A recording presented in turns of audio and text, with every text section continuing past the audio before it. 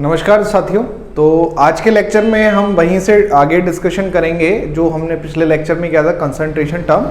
आज के लेक्चर में हम देखेंगे कि इन कंसंट्रेशन टर्म के बीच में क्या क्या रिलेशन होते हैं और इन रिलेशन को हमें क्या कैसे यूज़ करना है। देखिए, कई बार क्या होता है कि क्वेश्चंस में, आपके एग्जाम के क्वेश्चंस में आपको डायरेक्ट किसी एक क्वांटिटी के बारे में गिवन होता है एंड यूज़ हमें दूसरी क्वांटिटी करनी होती है या दूसरी क्वांटिटी के बारे में पूछा होता है। तो ऐसे सवालों को आप कैसे बनाएंगे, इसके लिए आपको रिलेशन पता होना चाहिए। रिलेशन अगर आपको पता होगा तो आप आसानी से इन सवाल को बना पाएंगे। ठीक है, तो एक एक करके एक एक रिलेशन को डिस्कस करते हैं। सबसे पहला जो रिलेशन, पहले हम मोलैरिटी से ही स्टार्ट करते हैं कि मोलैरिटी के फॉर्मूले से कितने आपके रिलेशन डिराइव किए जा सकते हैं। ठीक है, तो पहला हमारे पास क्या है, मोलैरिटी।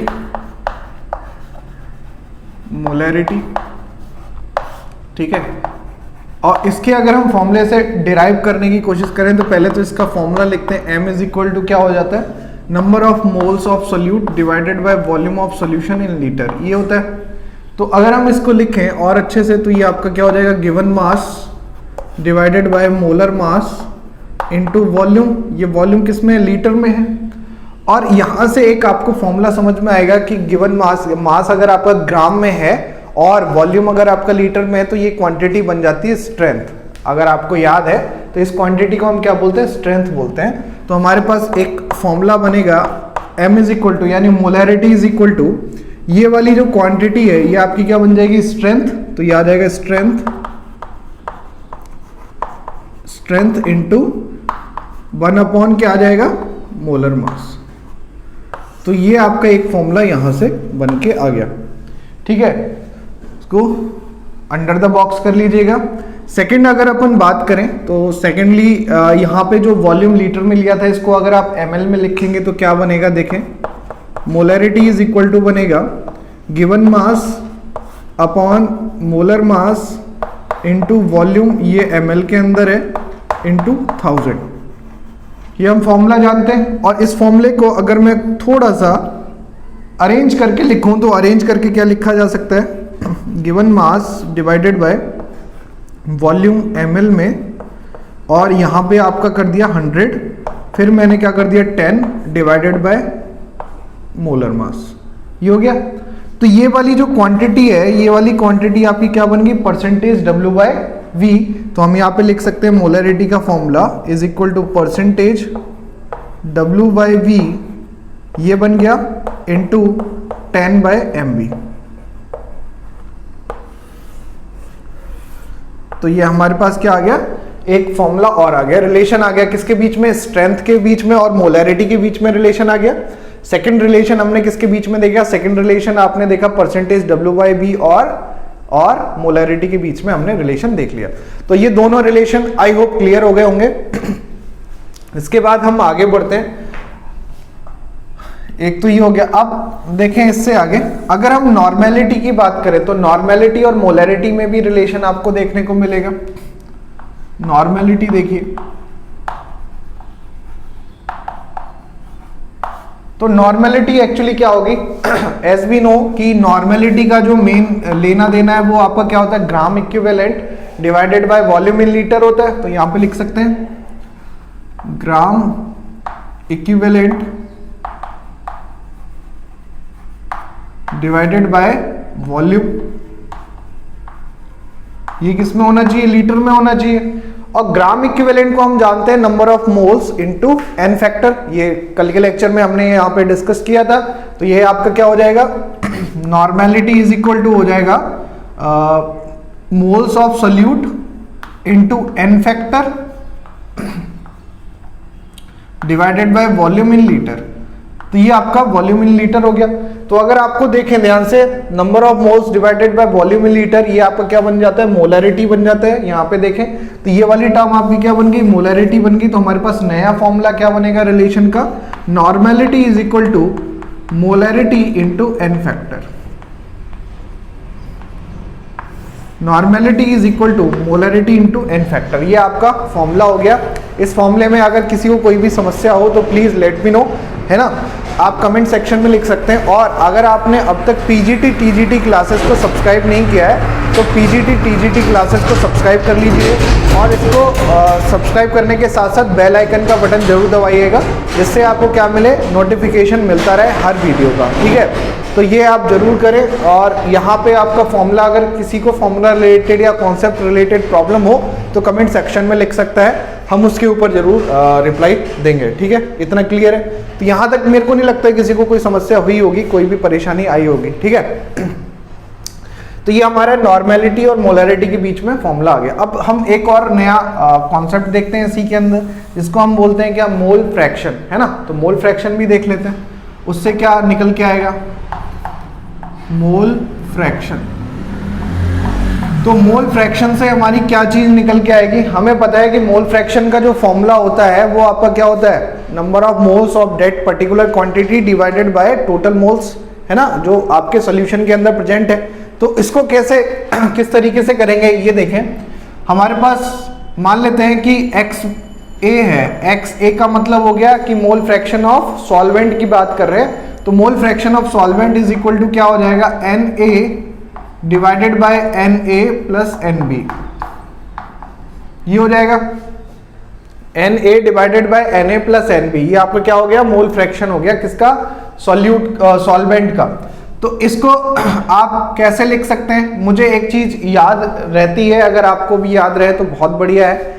यहाँ पे एक्स बी का जो फॉर्मूला है वो आपका क्या बनेगा, N B divided by N A plus N B, ये बनेगा।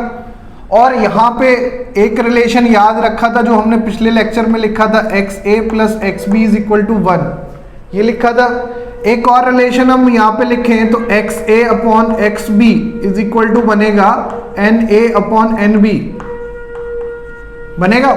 अगर आप इसको डिवाइड कर रहे हो तो इधर का भी डिवाइड करोगे तो एन ए अपॉन एन बी बनेगा, क्योंकि ये वाली टर्म डिनोमिनेटर वाली क्या है, सेम है, तो वो आपकी कैंसिल आउट हो जाएगी।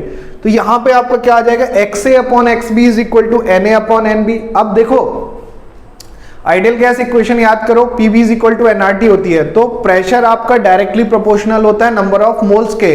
तो हम यहाँ पे लिख सकते हैं partial pressure of A divided by partial pressure of B. तो यहाँ पे ये भी लिखा जा सकता है P A upon P V, यानी प्रेशर डायरेक्टली डिपेंड करता है किसके ऊपर, नंबर ऑफ मोल्स के ऊपर। तो ये रेशियो है, इसमें आप तीन चीजें आप किसी भी तरीके से लिखना चाहें तो लिख सकते हैं। ये आपका रिलेशन आ जाएगा, रेशियो आ जाएगा X A upon x B is equal to N A upon N B is equal to P A upon P B, ठीक है, प्रेशर के टर्म में आ गया। अब इसका यूज कैसे करेंगे, इसको देखें। अगली टर्म देखें हमारे पास क्या है, अगली टर्म है, हम यहाँ पे देखेंगे मोलैरिटी, मोलैलिटी देखेंगे, मोलैलिटी। आइए देखते हैं मोलैलिटी। अब इस मोलैलिटी का जो फॉर्मूला है वो हमारा क्या होता है, मोलैलिटी का फॉर्मूला सबको याद होगा, m इज इक्वल टू क्या बनेगा, m is equal to number of moles divided by mass of solvent. ये केजी में होता है ना, number of moles divided by mass of solvent KG में। और अगर मैं इसको ग्राम में ले लेता हूं, ग्राम में, तो हमारे पास क्या आ जाएगा, इनटू 1000 हो जाएगा, ठीक है। तो ये वाला आपका फॉर्मूला बन जाएगा। अब इस फॉर्मूले को थोड़ा सा और अच्छे से लिखेंगे तो मोलैलिटी इज इक्वल टू हो जाएगा given mass divided by molar mass into W A into 1000, ये बन जाएगा।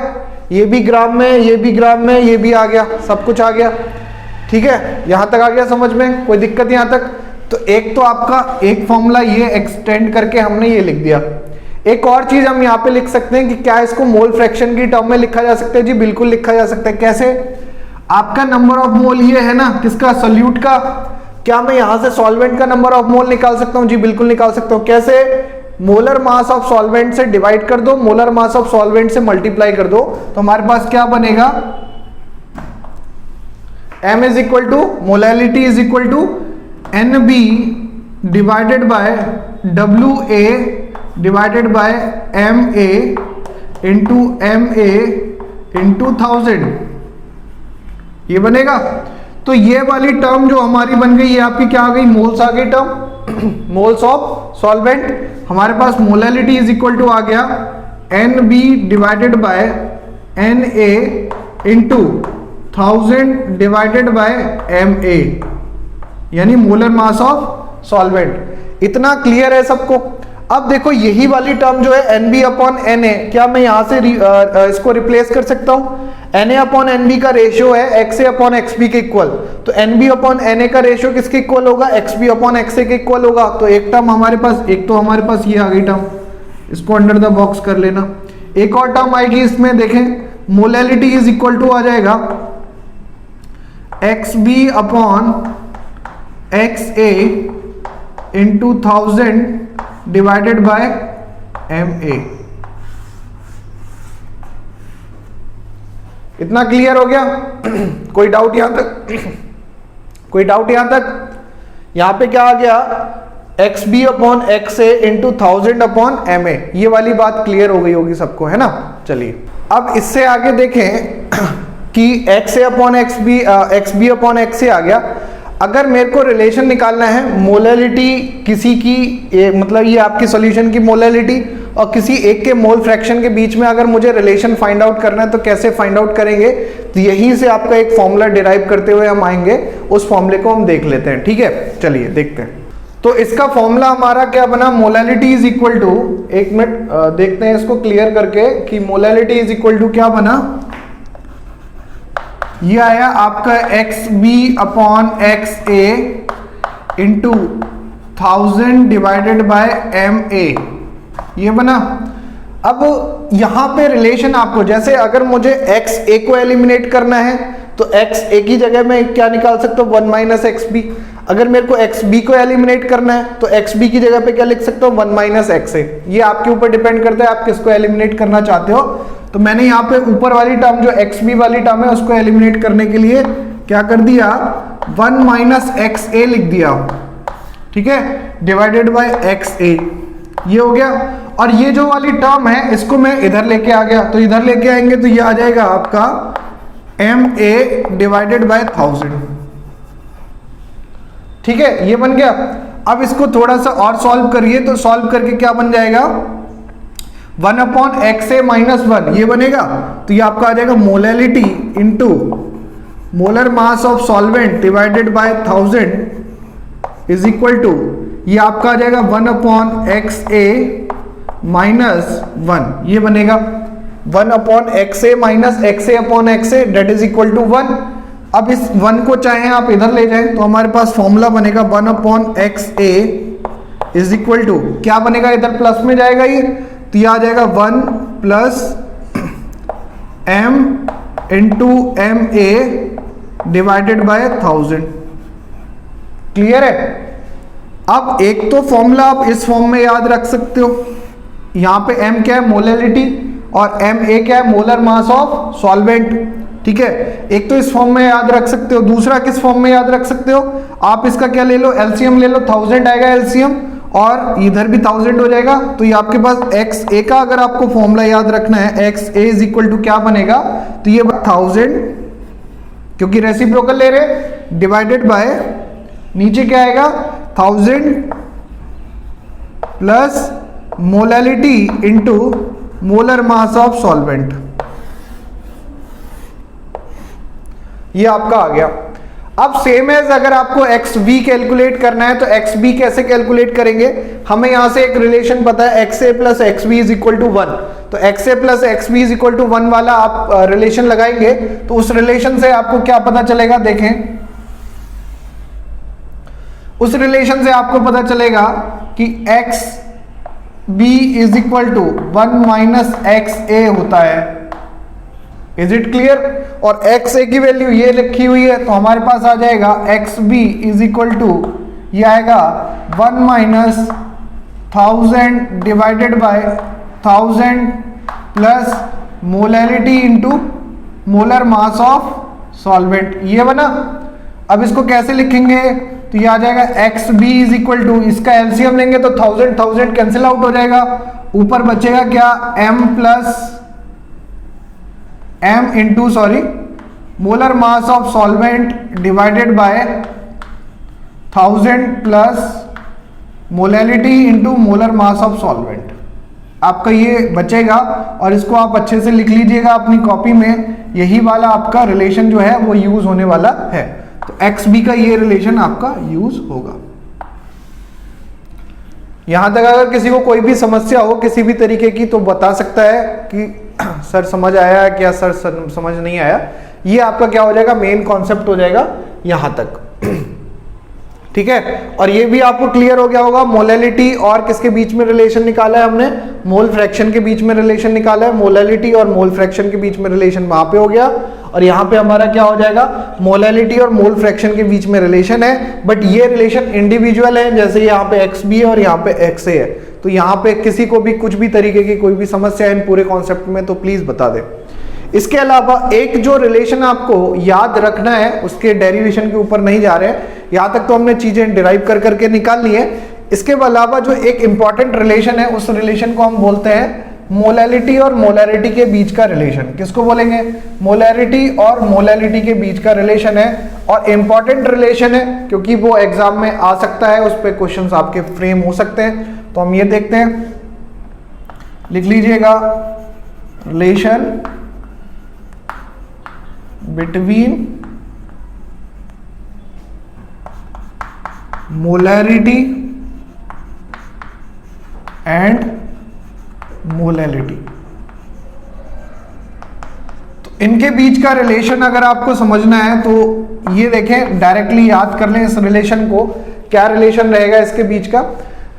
सिंपली आपको इस रिलेशन में क्या करना है, वैल्यू पुट करनी है और वैल्यू पुट करके आपका आंसर आ जाना है, ठीक है। तो जो जो टर्म आपको अननोन लगेगी वो मैं बताते हुए जाऊंगा, जैसे 1 अपॉन स्मॉल एम, ये स्मॉल एम आपकी क्या हो गई, मोलैलिटी हो गई, इज इक्वल टू डेंसिटी, ये डी हो गई, density of the solution divided by molarity capital M, ये आपका क्या है molarity, minus molar mass of solvent, नहीं सल्यूट, यहां पे सब जगह सॉल्वेंट चल रहा है ए, बट यहां पे हमने क्या लिया हुआ है, सल्यूट लिया हुआ है M B divided by 1000।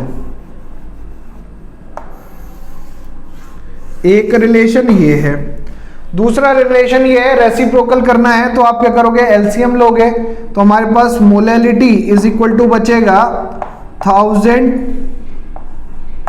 M divided by क्या आएगा, 1000 D minus molarity into molar mass of solute.